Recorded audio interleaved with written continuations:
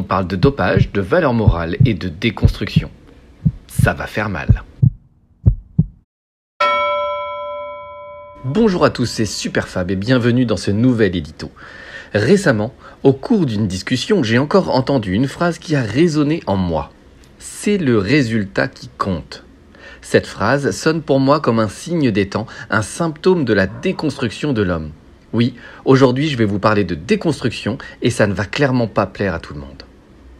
La victoire est bien sûr fondamentale. Les arts militaires sont conçus pour nous amener à la victoire. De la même manière, dans une compétition sportive, l'important est de gagner ou du moins de tout faire pour gagner. Oui, je sais, c'est l'inverse de la phrase de Pierre de Coubertin. L'important, c'est de participer. Et je ne dis pas cela pour rien.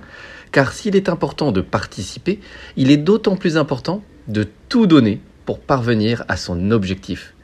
Où trouverions-nous l'énergie de nous dépasser si ce n'est dans la volonté d'atteindre son objectif ? La phrase de Coubertin « l'important c'est de participer », c'est un peu le lot de consolation pour celui qui a échoué. Ça commence bien, n'est-ce pas ? Tout cela pour vous dire que le résultat compte bien évidemment. Mais allons un petit peu plus loin. Si l'on pousse à fond la logique de la phrase « c'est le résultat qui compte », cela signifie que tout est permis, pourvu qu'on gagne. Vous voyez où je veux en venir ? Eh bien oui, la question du dopage évidemment. Alors vous me direz, chacun fait ce qu'il veut, certes, mais ce serait un peu facile de dire cela. Qu'en est-il de la question de la santé ? Ce n'est pas du tout un sujet anecdotique ou périphérique. Faire ce qu'on veut au point de s'auto-détruire ? Car c'est à cela que mène la phrase « c'est le résultat qui compte ». L'autodestruction. Prenons exemple de la culture physique. Aujourd'hui, quand on parle de culture physique, on entend forcément culturisme, bodybuilding et hypertrophie musculaire extrême. Autrement dit, on a immédiatement en tête des physiques titanesques, à la fois d'un grand volume musculaire et d'un très faible taux de masse grasse. Au contraire, les créateurs de la culture physique, comme ce cher Edmond Desbonnets, surnommé l'homme à la moustache musclée, étaient farouchement contre la recherche de l'hypertrophie. Ce n'est pas à cela que doit ressembler la culture physique. Dans la gymnastique des organes, Desbonnets explique que la culture physique a pour but la recherche de l'harmonie du corps, car l'extérieur est le reflet de l'intérieur.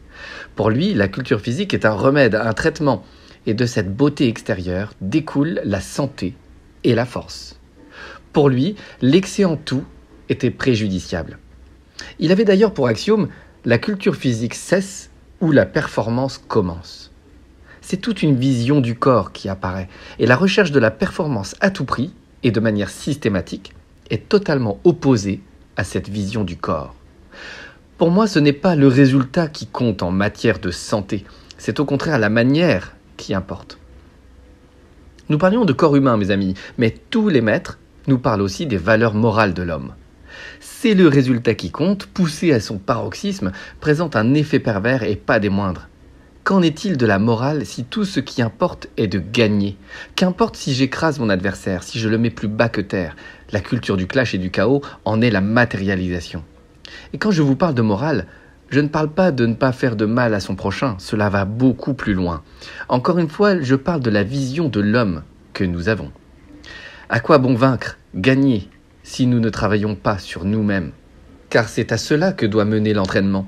Ce n'est pas un loisir, un passe-temps à la salle parce que c'est en bas de chez moi. Non, c'est un travail sur soi. Non pas pour atteindre une meilleure version de soi-même, comme on l'entend beaucoup trop souvent sur les réseaux sociaux, mais pour atteindre un idéal. Oui, vous avez bien entendu, un idéal. Un mot qui a presque disparu de notre univers mental. Et comment atteint-on cet idéal ? Eh bien, par les efforts faits sur soi-même, qui nous permettent d'atteindre un état de stabilité intérieure, une fermeté d'attitude.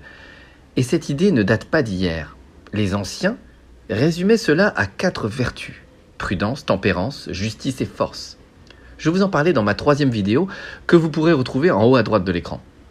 La prudence, c'est la disposition qui permet de délibérer sur ce qu'il convient de faire, en fonction de ce qui est jugé bon ou mauvais. C'est l'acte de penser.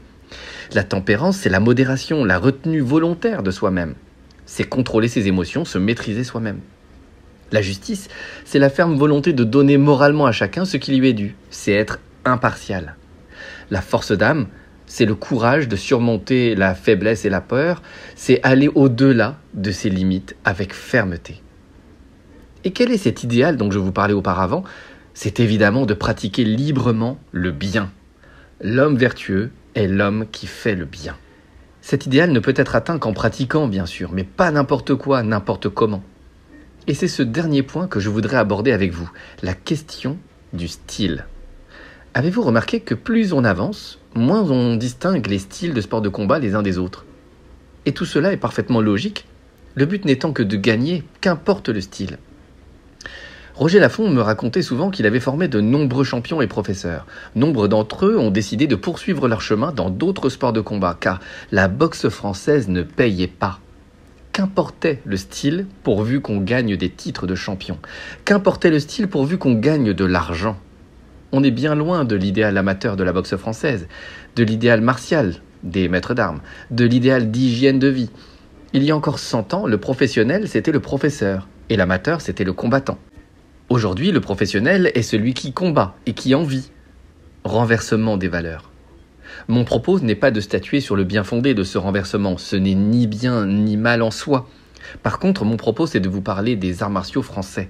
Et ces derniers construisent l'homme. Ils nous donnent une structure. Le pratiquant d'arts martiaux français passe son temps à tenter de respecter les principes du combat, parfois à jouer à ne pas les appliquer pour mieux se rendre compte de leur bien fondé.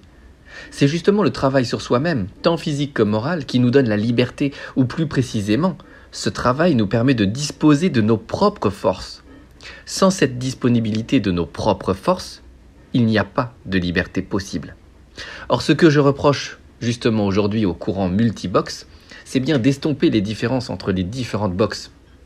On se retrouve avec une savate boxe française qui devient un kickboxing qui ressemble de plus en plus à la boxe thaïlandaise. Et que se passe-t-il finalement? La disparition de l'enseignement des principes de chaque discipline. C'est pour cela que je chéris le style français. Non pas parce qu'il est seulement français, mais parce qu'il est ma colonne vertébrale. Autrement dit, messieurs, dames, trouvez-vous une école qui vous intéresse, un style qui vous correspond, travaillez, et après on en reparle.